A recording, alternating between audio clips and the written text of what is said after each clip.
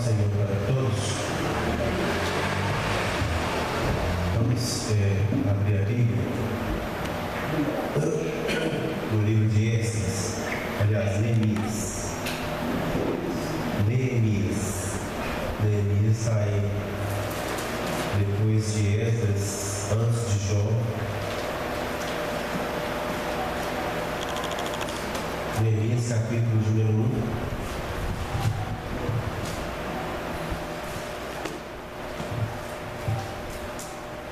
O tema sugerido pelo pastor da igreja é oração, né? Para nós falarmos a respeito da oração.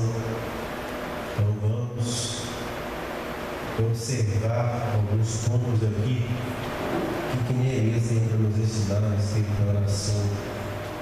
Neemias capítulo 1 diz assim, capítulo 1 versículo 1: as palavras de Neemias, filho de Ecarias, e sucedeu no mês de Quisleu, no ano 20º, estando eu em Suzã, a fortaleza, que veio Hanani, um dos meus irmãos, ele e alguns de Judá, e perguntei-lhes pelos judeus que escaparam e que restavam no cativeiro acerca de Jerusalém. E eles disseram: os restantes que ficaram no cativeiro, lá na província, estão em grande miséria e desprezo, e o muro de Jerusalém fendido, e as suas portas estão queimadas a fogo.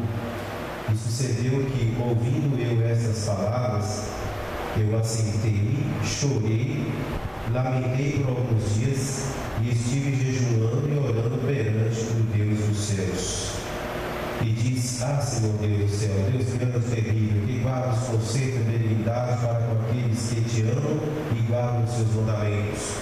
Sejam, pois, atentos seus ouvidos e seus olhos abertos para ouvires a oração do teu servo, que eu hoje faço perante ti, de dia e de noite, pelos filhos de Israel, teus servos, e faço confissão pelo pecado dos filhos de Israel, que pecamos contra ti, também eu e a casa do meu pai pecamos.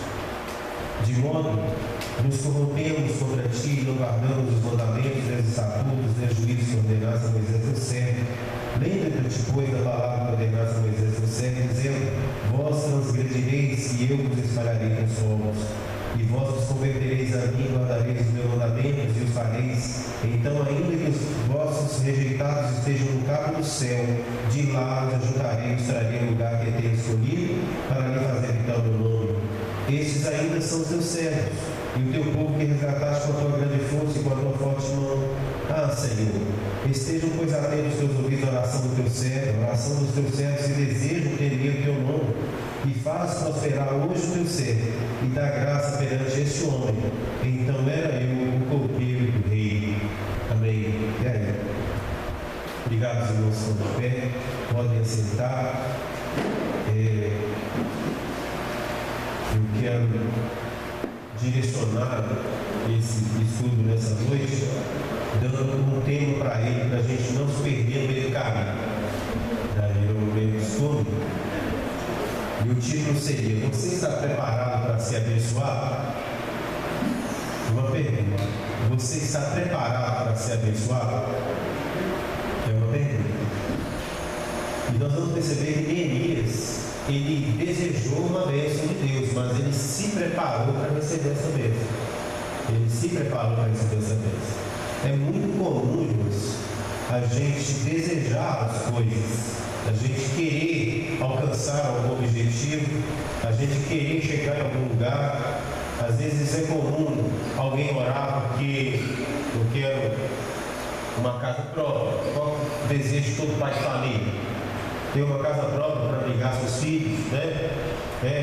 Um jovem: eu gostaria muito de me casar, eu queria me casar, entendeu?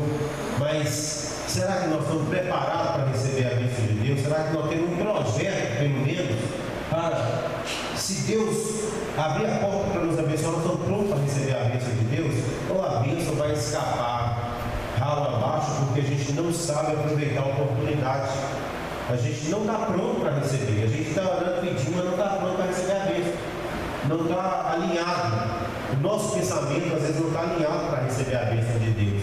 Então a gente pede, às vezes, né, o apóstolo Tiago vai dizer que a gente pede, e às vezes não recebe porque ele pede mal para gastar com o próprio interesse. Mas não é só isso. Às vezes a gente pede e não sabe, não está esperando de fato que a bênção aconteça, né? Não está acreditando de fato que as coisas podem acontecer. E quando nós vamos aqui ver Neemias era o copeiro do rei.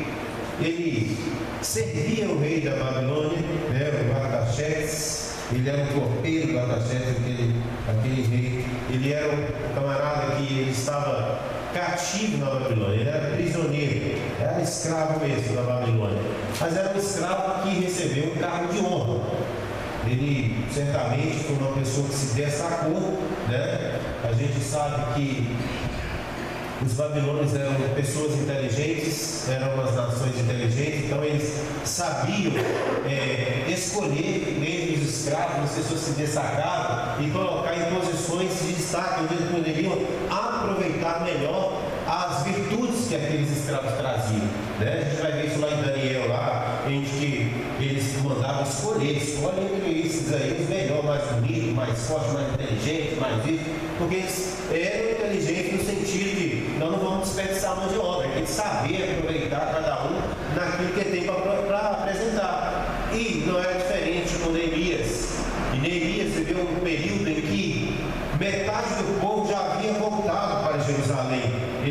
sido preso na Babilônia, levado escravo, mas junto com o Zorobabel, alguns já estavam voltando para casa.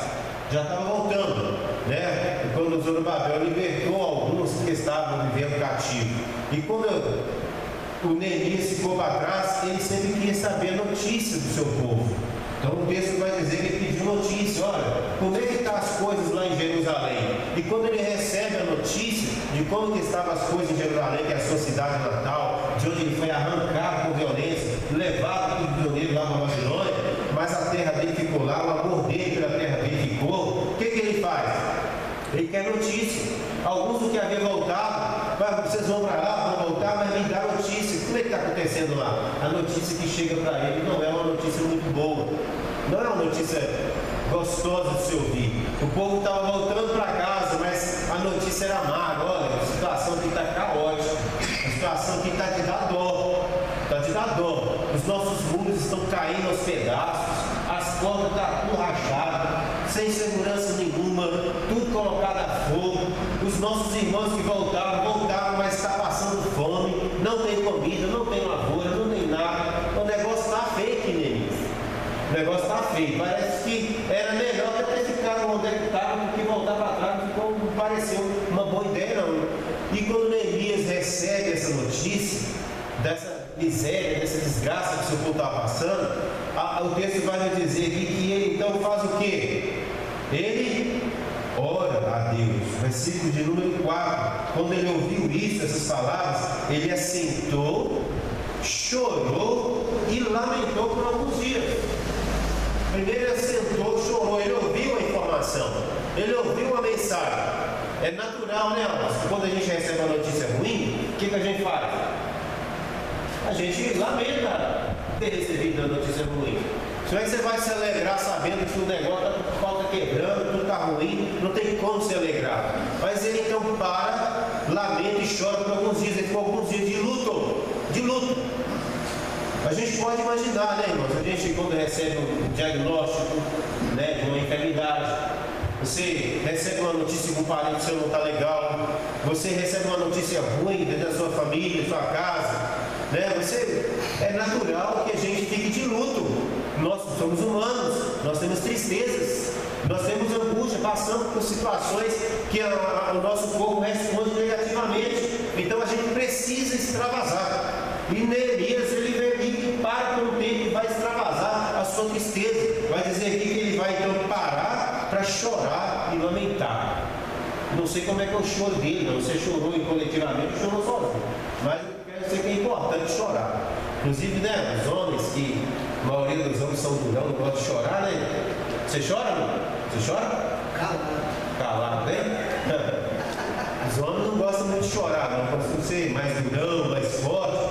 Mas é importante, é uma questão de saúde também, a gente extravasar um pouco os nossos sentimentos, né? Se tiver um ombro amigo para chorar, melhor ainda. Se for um ombro, for de uma mulher igual a mim, melhor ainda. Né? Mas eu mesmo sei que tem hora que eu não vontade de chorar, mas eu não tenho coragem de chorar perto da minha mulher. A gente tem essa mania de querer ser durão, né? E também proteger também o sentimento das nossas esposas, né? Mas é importante a gente extravasar. Neemias extravasou, chorou, lamentou por algum tempo, né? Esse lamento dele, esse choro, jogou para fora. O que é isso acontecendo? Chorou. Mas o ponto mais importante do versículo 4, ele chorou e lamentou por alguns dias, mas também ele jejuou e orou, entrou em oração perante o Deus do céu, apresentando a ele o que? A sua queixa. Ele apresentou o seu lamento ao Senhor. É muito interessante que às vezes as pessoas não estão bem. Você está vendo que a pessoa não está bem. Você está enxergando o visual dela, no físico dela, na expressão facial, na expressão corporal da pessoa, que ela não está bem. Aí você pergunta, a pessoa vai, você está bem? Estou bem, estou bem, estou bem. Estou bem. E não assume o problema que tem, né? Certa vez o profeta Eliseu, né, chegou para uma certa mulher, vai bem, mas vem ao contrário dela, ela estava carregando um defunto por trás das costas dela. Vai bem, está tudo bem carregando um defunto nas Tá tudo bem, sendo que a mulher viúva acabou de ficar sem ninguém, sem nenhuma referência familiar, sozinha no mundo, e não, tá tudo bem. O profeta, o homem de Deus, percebeu que sempre não está bem, né? Dá para pegar que não está bem. Mas é importante, irmãos, que a gente saiba identificar os nossos problemas com seriedade. Você tem um problema? Identifique o problema e fale para Deus o seu problema. Você vai lamentar com Deus, lamente o seu problema. Eu me lembro uma certa vez, irmãos, que eu passei uma situação, quando eu estava preparado para casar, e eu comecei a namorar com a minha esposa, e eu fiquei cerca de 2 anos desempregado. Desde o dia que eu comecei a namorar com ela, que caiu uma nuvem de desemprego na minha vida. Eu comecei a namorar com ela no dia que eu pedi ela em namoro, dia 5 de outubro. Dia 5 de outubro. Dia do ano de 2000. 5 de outubro do ano de 2000, eu comecei a namorar com ela. Eu pedi ela em namoro. No dia 8 eu fui lá conversar com o pai dela. Em dezembro eu fiquei desempregado. Em dezembro eu fiquei desempregado. Sabe aquele desempregado que vai para procurar emprego?